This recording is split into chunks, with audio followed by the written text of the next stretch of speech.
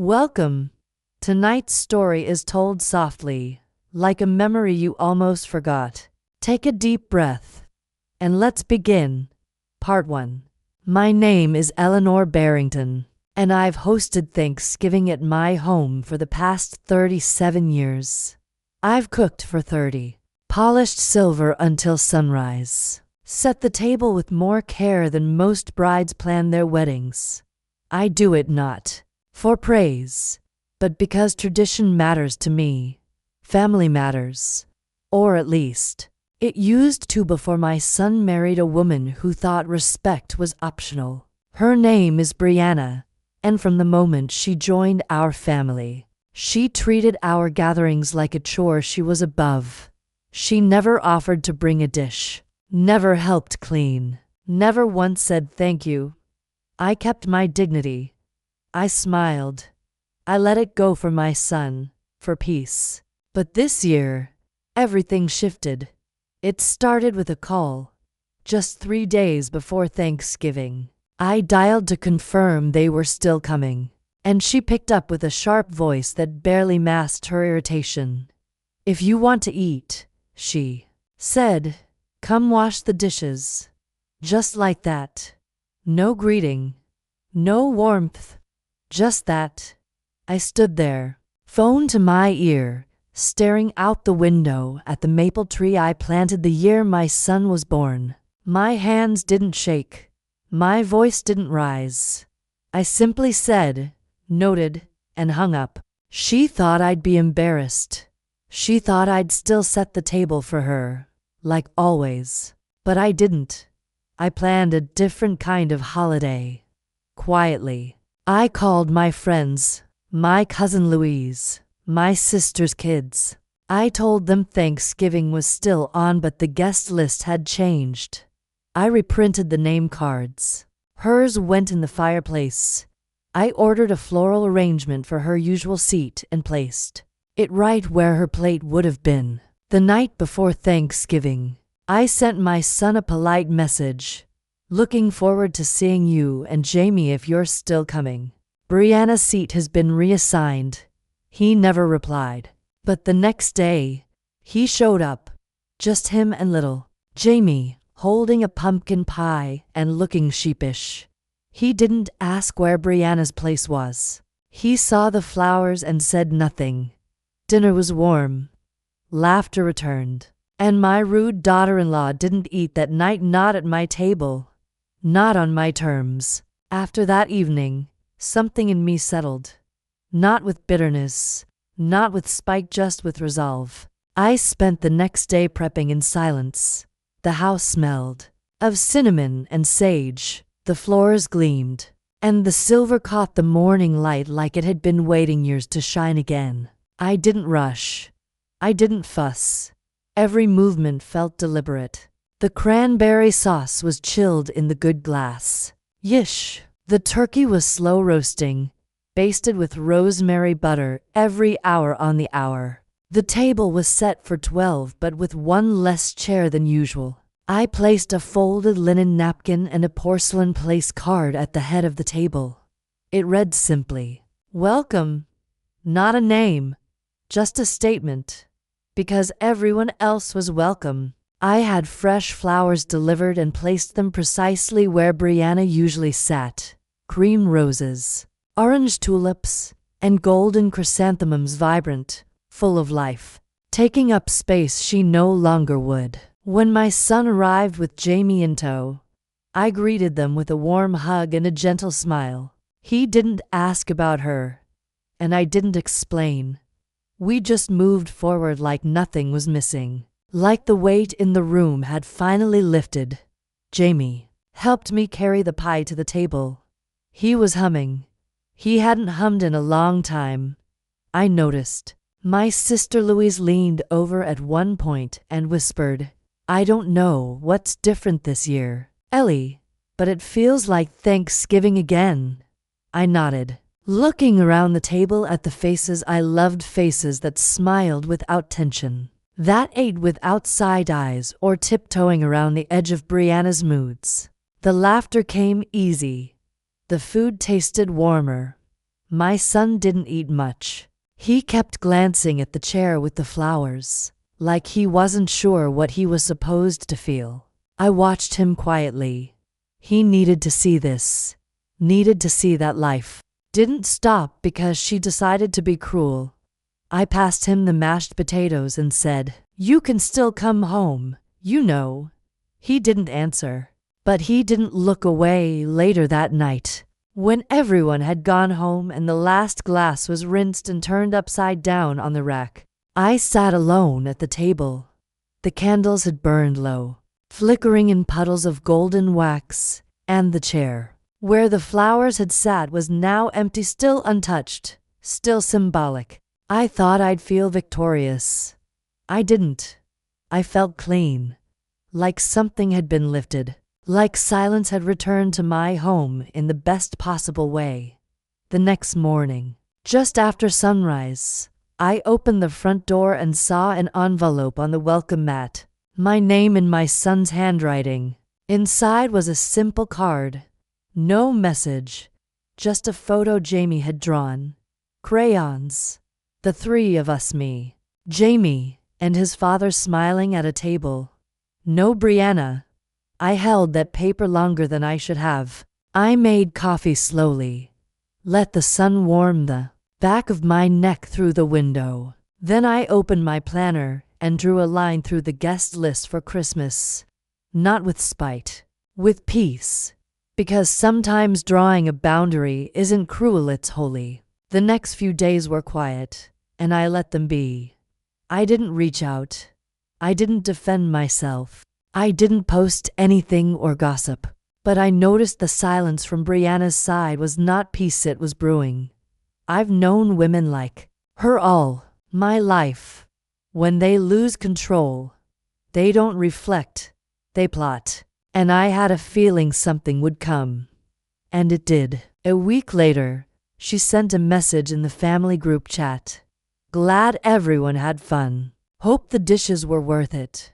My fingers hovered over the keyboard, but I didn't type a thing. I let her comment sit there, dry and sour, like a dish left out overnight. One by one, the others replied. Dinner was lovely. So peaceful this year. Jamie's smile said it all. Her name never came up again. A few days later, I ran into one of Brianna's friends at the flower stand, overly cheerful woman named Danielle, who always spoke just a bit too loudly and wore too much perfume. She leaned in with a conspiratorial smile and said, "I heard Thanksgiving at your place was different this year." I smiled right back and replied, "Yes, we had room to breathe." Her grin faltered for a second, then tightened. She changed the subject. That's how I knew the gossip had started. Brianna didn't just want to be angry, she wanted to be the victim. I'd seen her type 100 times over my life. People who could slice you open and then cry when they see the blood. But I wasn't playing anymore. I stopped responding to her passive-aggressive messages, stopped explaining myself, stopped softening my tone to make her feel more comfortable. While she sharpened every word, I focused on Jamie instead. He began calling me more often, asking to come over after school. I started keeping his favorite snacks in the pantry again. He'd sit at the kitchen island doing homework while I cooked dinner, his legs swinging, his voice softer now. One evening, he asked if I'd help him with a school project, something about family traditions. I said yes before he even finished the sentence. The next day, we baked my grandmother's cornbread together while he filmed little clips on his school tablet. He asked me, "Why don't we see Mommy at your house anymore?" I paused, then said gently, "Sometimes grown-ups need space to remember how to be kind." He didn't ask more. He just nodded and sprinkled paprika on top of the buttered crust like I showed him. I looked at him, really looked, and realized I wasn't just reclaiming my holiday. I was reclaiming my place in his life. I had allowed someone bitter and loud to dictate the tone of our entire family. for far too long. And now, with just a little stillness, I was watching something bloom again, something quiet and real and good. The following weekend, I received an invitation hand-delivered, thick cream paper with gold trim. It was from Brianna. A casual December gathering, she wrote. Just a small mix of friends and family to celebrate the season. My name was on it. Not handwritten. Printed. Like a mass mailing. I stared at it for a while, then tucked it into the recipe book my husband once gave me, right between his favorite stew and my lemon tea cake. I didn't reply. Didn't RSVP. And when the day came, I did what I'd planned weeks before. I hosted a quiet evening for just me, Jamie, and my son. We watched old home videos, the kind where everyone had awkward hair and wore sweaters too bright for their skin tone. We laughed. Jamie fell asleep on the couch, head on my lap, fingers sticky from gingerbread. My son stayed a while after, longer than usual. As he stood in the doorway getting ready to leave, he looked back and said, "I think he's happier here." I simply nodded. He didn't elaborate, and I didn't press. The next morning, the group chat was filled with photos from Brianna's party. Bright lights, cocktails, rented decor, all curated, all smiling. But something was missing. Real joy. I could tell. I knew the difference. She posted a photo of her tablescape with the caption, "Real holidays take real work." I just smiled, because she still didn't understand. Real holidays aren't curated. They're remembered. They smell like cornbread and sound like a child's laugh. They don't need hashtags or approval. They just need heart. And this year, for the first time in a long time, I had mine back. Thank you for watching part 1. Sometimes the quietest voices carry the deepest strength, and Eleanor's silence might just be louder than her daughter-in-law ever expected. But what happens when that silence starts to change the family for good? Part 2 is coming soon. And trust me, you won't want to miss what Brianna does next. Part 2. She showed up for Christmas like nothing happened. It had been nearly a month since Thanksgiving, and the tension that used to hang over our family like fog had finally begun to clear. Jamie's visits became more frequent, always with a backpack full of schoolwork and a story he couldn't wait to tell. My son, too, had begun staying longer, drinking his coffee slower, asking about old recipes, laughing at things he used to ignore. It was subtle, but I could see it.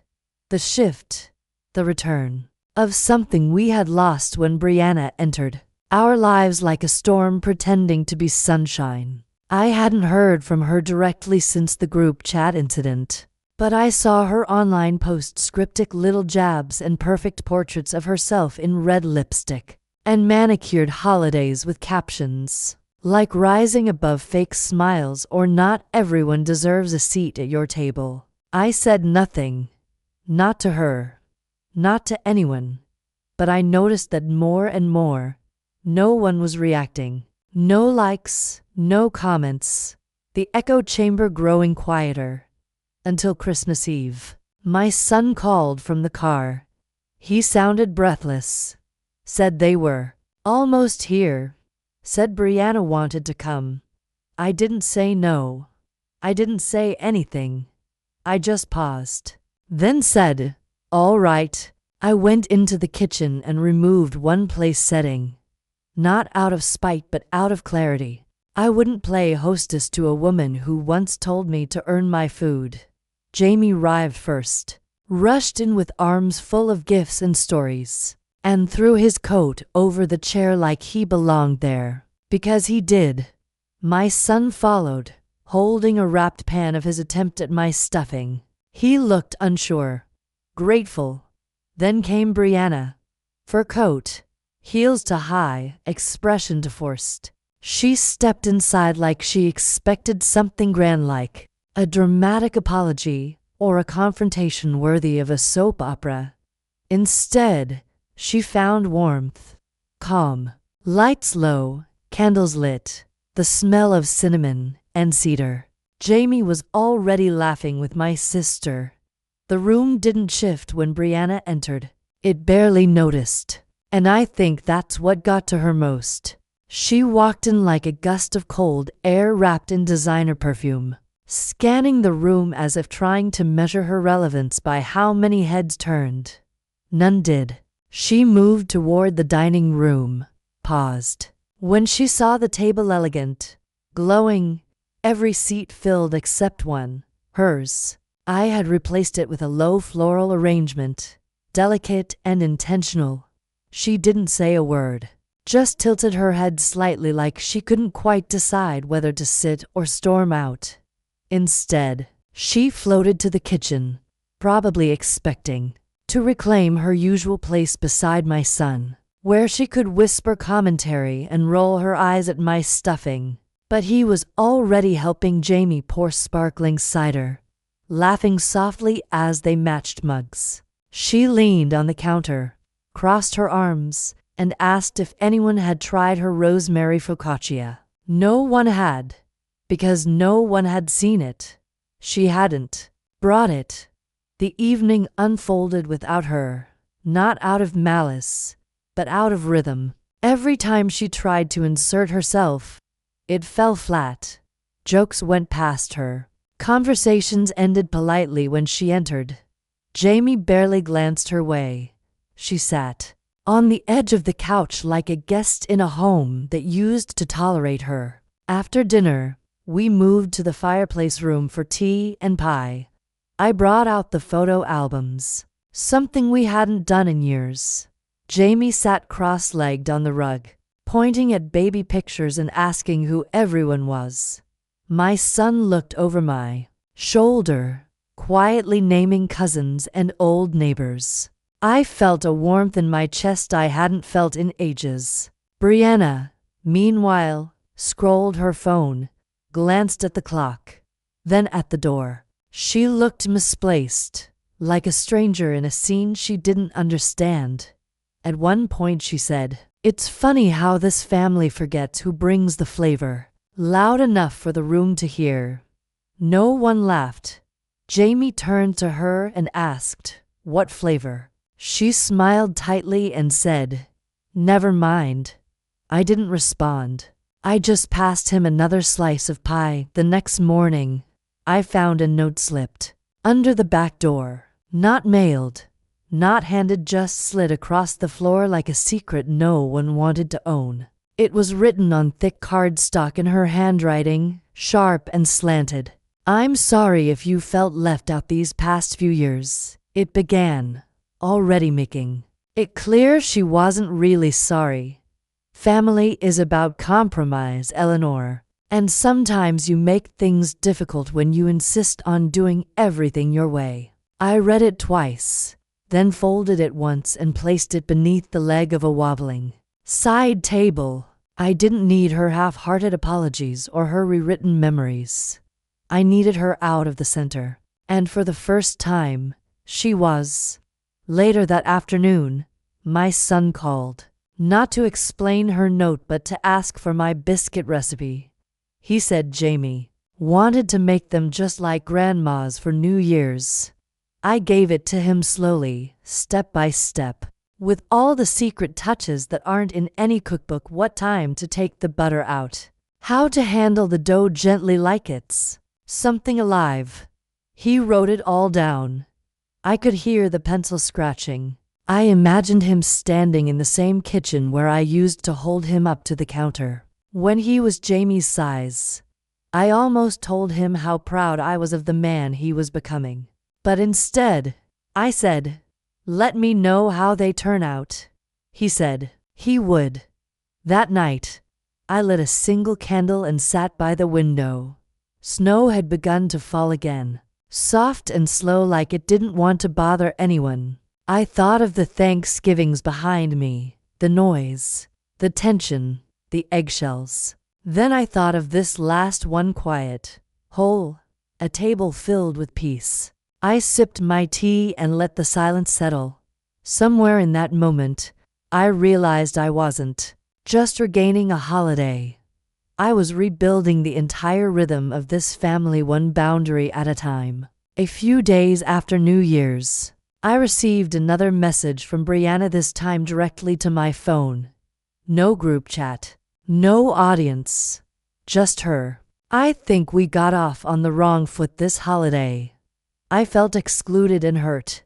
"I know I'm not perfect, but neither are you." It ended with a line that said, "Let's just move on, for Jamie's sake." I stared at those words for a long time, not because they surprised me, nothing from her really could anymore, but because they revealed so much.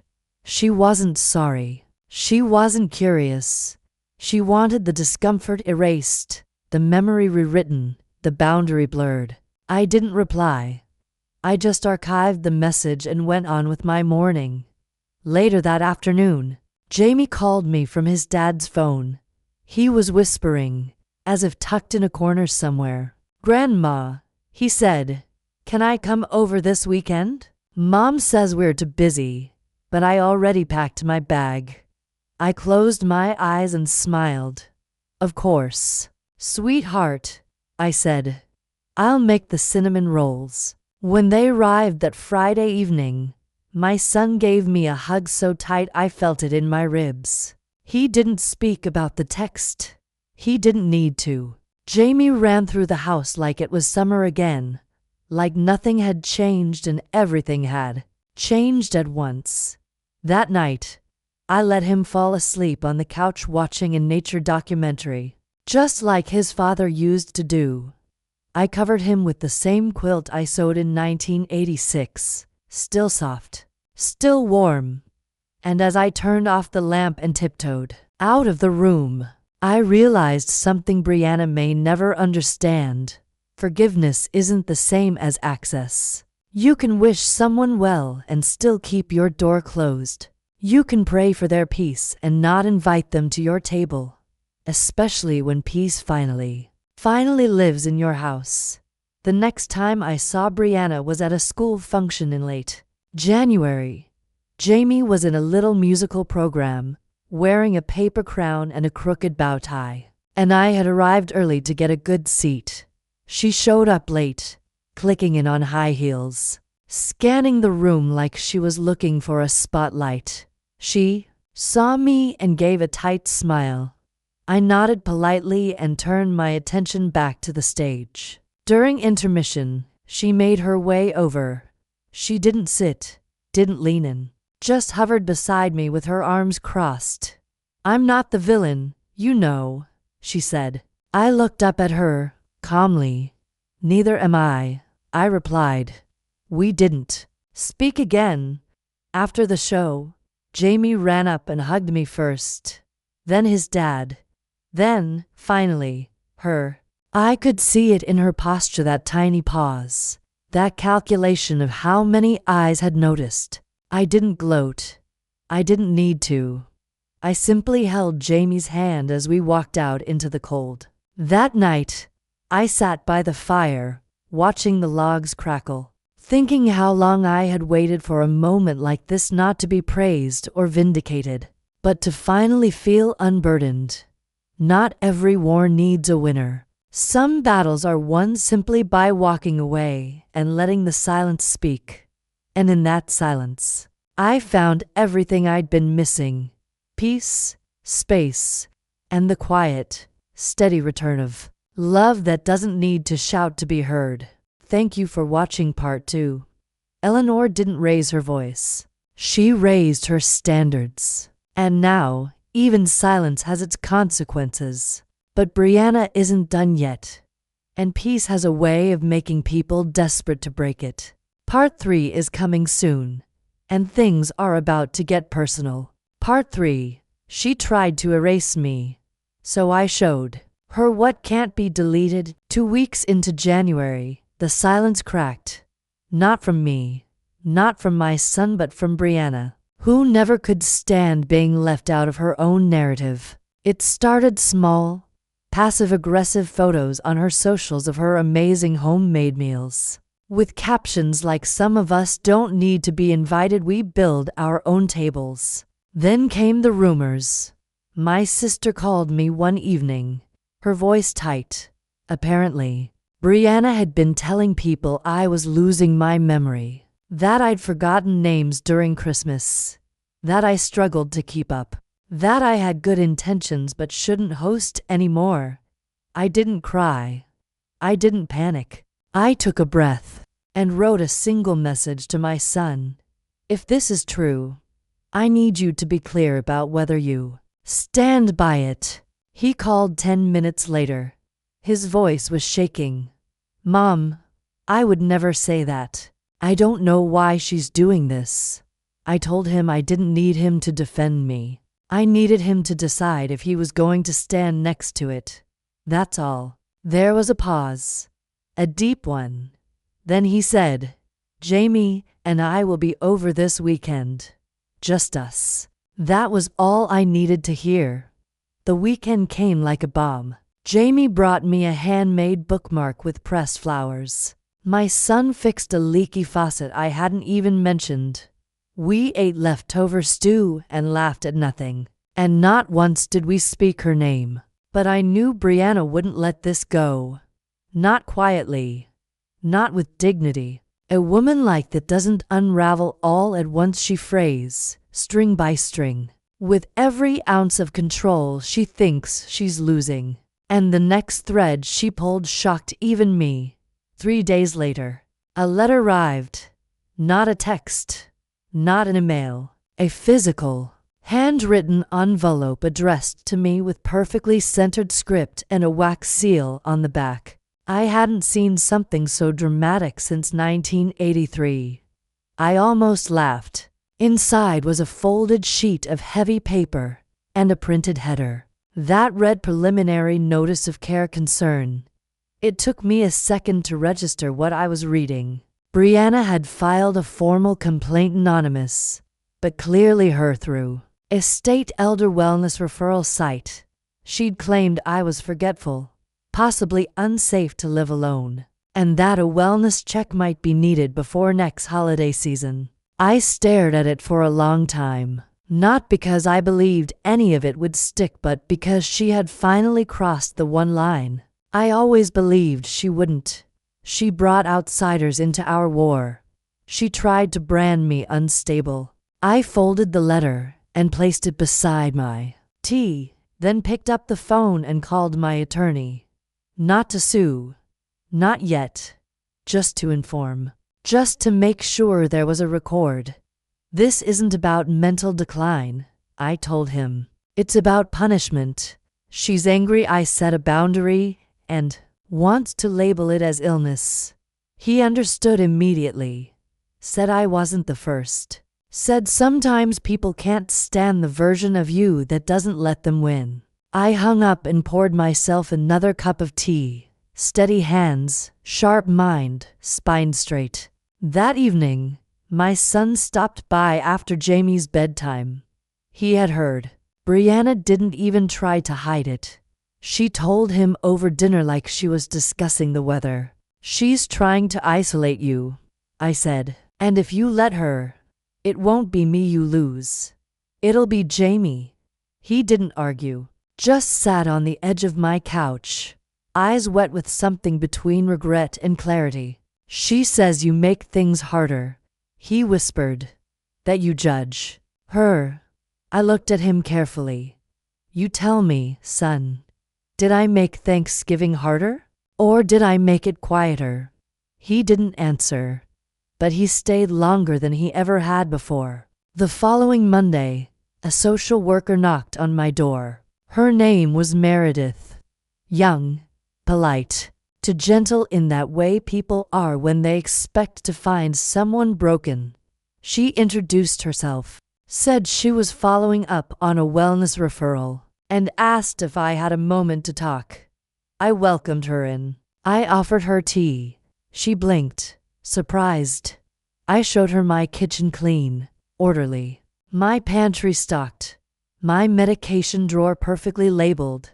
doses logged in a notebook. I gave her my calendar, my book club schedule, even my last optometrist receipt. I watched her shoulders lower with each passing minute.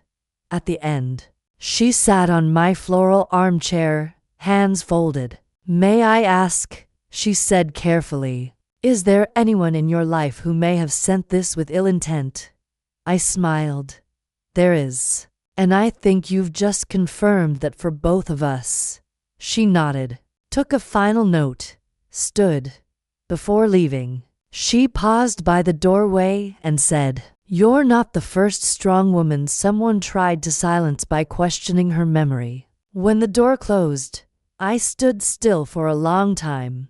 Then I went upstairs, pulled out an old photo album, and flipped to a picture of me at 27 sitting at my first Thanksgiving table. As a wife, holding a roasting pan, smiling with the same eyes I saw in the mirror this morning. I had not lost myself, not even close.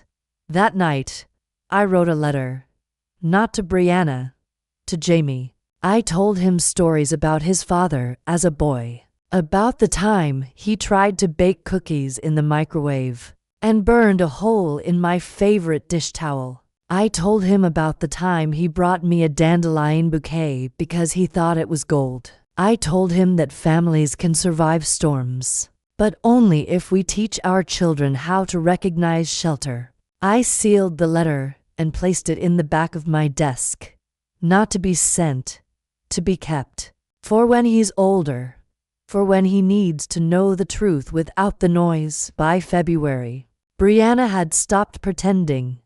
No more polished captions or backhanded compliments. Instead, she posted a full essay on her personal blog titled "When Family Gaslights You, My Story." It was filled with carefully worded implications about certain women who use tradition as a weapon, who perform kindness to maintain control, who resent younger women for doing things differently. She never named me. She didn't have to. Everyone who knew us knew exactly who it was about. I didn't reply, but the silence around her was louder this time. My neighbor, who'd once fawned over Brianna's style, stopped by with cookies and whispered. I saw what she wrote. It didn't sit right with me. Even people I barely knew from church began gently asking if I was okay. I told them I was better than okay. I was free. Jamie called that weekend from his dad's phone again. "Mom's mad," he said simply. "She says you're turning everyone against her."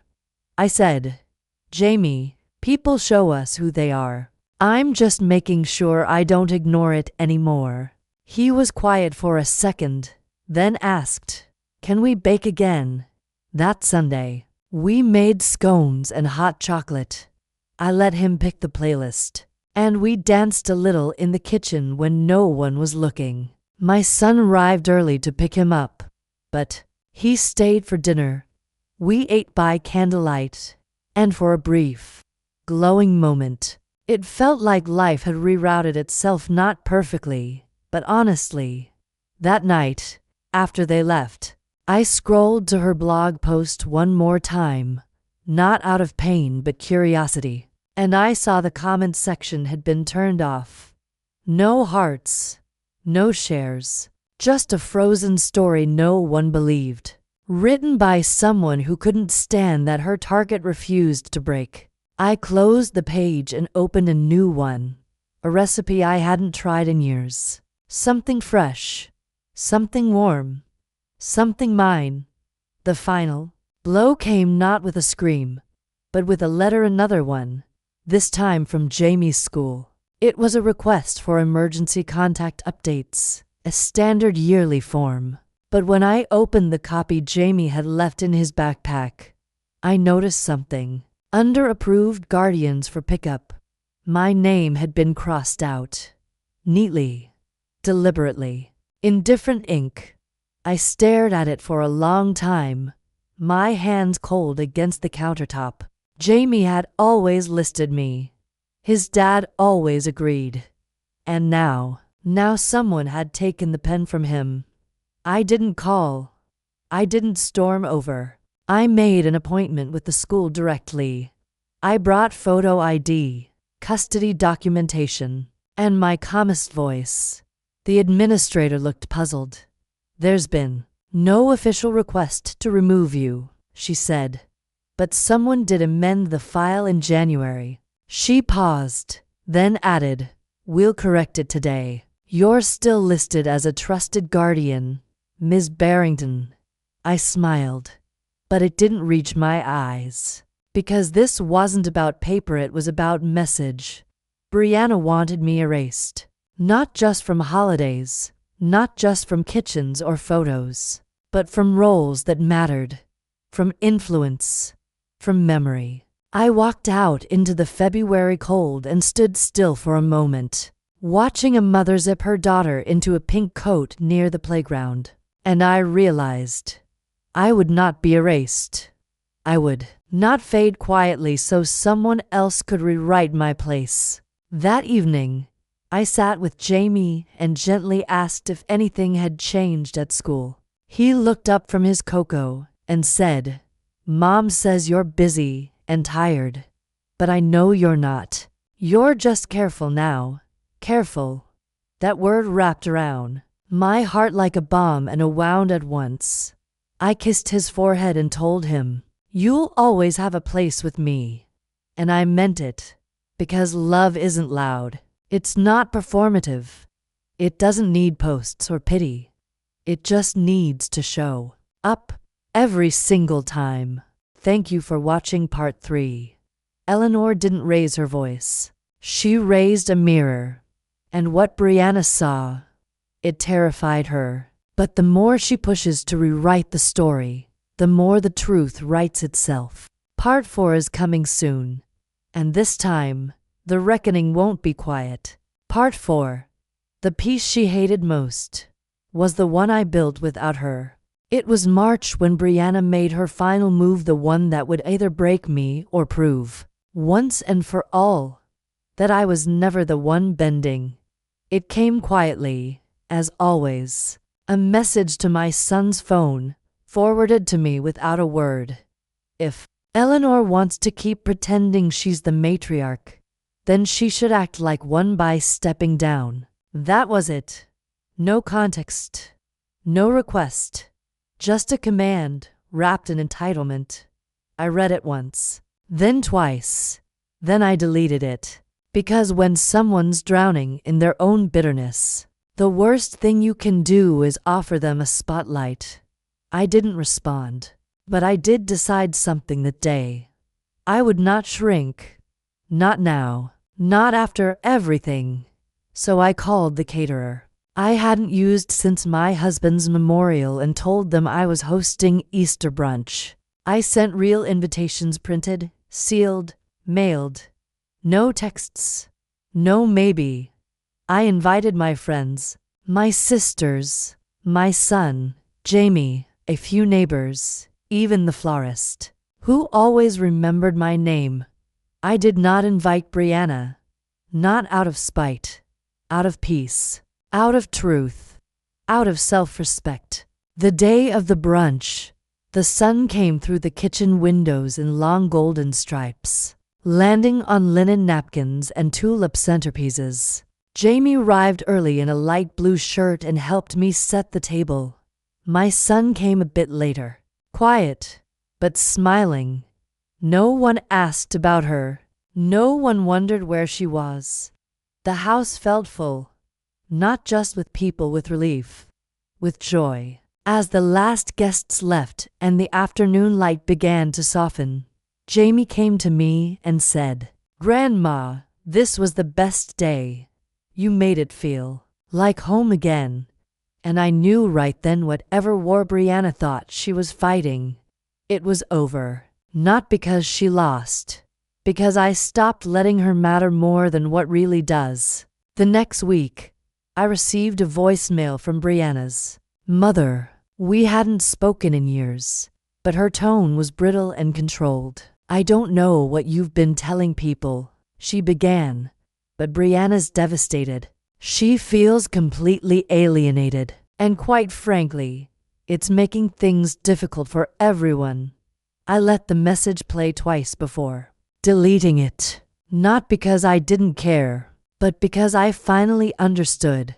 Brianna had built her entire identity on the assumption that I would always yield, always explain, always smooth the edges for her. And now that I had simply stepped aside, she was scrambling to fill the space I no longer occupied. A few days later, Jamie called during dinner. He asked if I'd come to his school's art night. "We're not sure if Mom's goin'," he said. "She said it'll be awkward." I told him, "Honey, I'll only be awkward if someone chooses to be." When I walked into the school gym, Jamie's eyes lit up. His artwork, a painting of our kitchen with the note "Home smells like cinnamon and hugs," was pinned to the front wall. I nearly cried. Brianna was there, standing stiffly near the back with crossed arms and tight lips. She saw me, and for a brief moment, I thought she'd leave. But she didn't. She stayed. She watched. And I smiled not at her, but at Jamie, because this moment was his, and I refused to let her bitterness color his light. I walked over to the display, knelt beside Jamie, and asked him about every color he used. We talked, laughed, posed for a photo.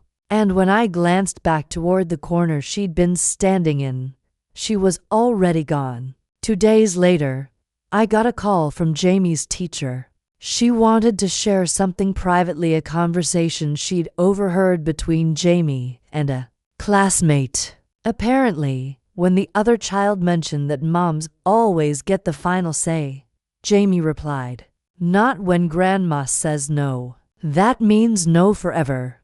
She chuckled as she told me, clearly endeared, but also said gently, "You've made quite an impression on him." I thanked her, hung up, and sat at my kitchen table for a long while. There was something bittersweet about it, this tiny voice in the world standing firm because he learned that from me. And yet, I hated that he needed to learn it so young. That same evening, my son came by alone. He looked exhausted, his words slow. "She says you've poisoned Jamie against her." I didn't flinch.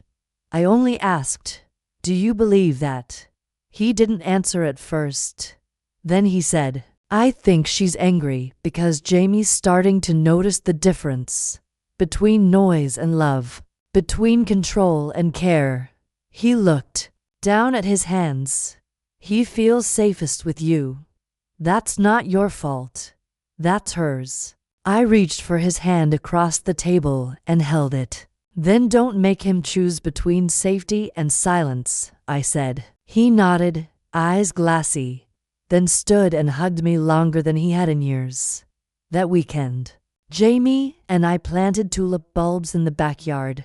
He asked if they'd bloom in time for Mother's Day. I told him no, but they'd still come just on their own time. Just like everything worth waiting for, April arrived with a strange peace. The kind that comes not when everything is resolved, but when you finally stop trying to fix what was never yours to mend.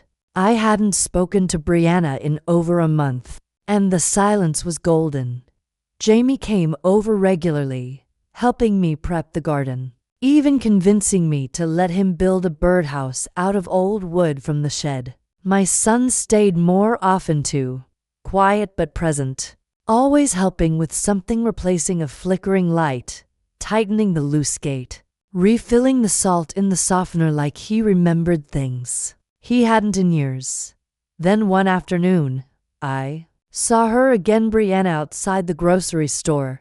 She was alone, no cart, no list, just standing by the entrance like she didn't know why she was there. Our eyes met. She gave a thin smile, the kind people give when they're too tired to keep up the act. I nodded, then walked past. That night, I got an email. "I'm sorry you think I'm the enemy," she wrote. I never wanted this to become a battle. It was signed without warmth, but also without venom. It read more like surrender than apology. I didn't reply, not because I wanted her to suffer, but because I knew now. A woman like Brianna doesn't understand apology as healing. She sees it as leverage, as bait, and I was done biting. The next weekend, Jamie came over with a small project he wanted. To write a book. Just a little one, he said, with stories about brave women. He named me first. He drew a little picture of us in the garden, me holding tulips, him holding the hose. What's your superpower? He asked. I thought for a moment, then told him, knowing when to speak, and when not to. He nodded like that made perfect sense. And maybe, for the first time in this whole messy journey, it really did. Mother's Day came with soft skies and wind that smelled like lilac. I woke early and made cinnamon rolls from scratch, the way my husband used to like them. Jamie arrived first, bursting through the door with a paper crown he made me, his little hands covered in marker ink. My son followed, holding a small bouquet not store-bought, but cut from my own garden. He picked everyone himself, he said. We sat together for hours talking, laughing, sipping tea out of mismatched mugs. No tension, no expectations, no Brianna. At one point, Jamie asked, "Will Mommy ever come back here?" I looked at my son before I answered. He nodded, silently giving me permission. "Maybe one day," I said softly. But not until she understands that love doesn't come with conditions.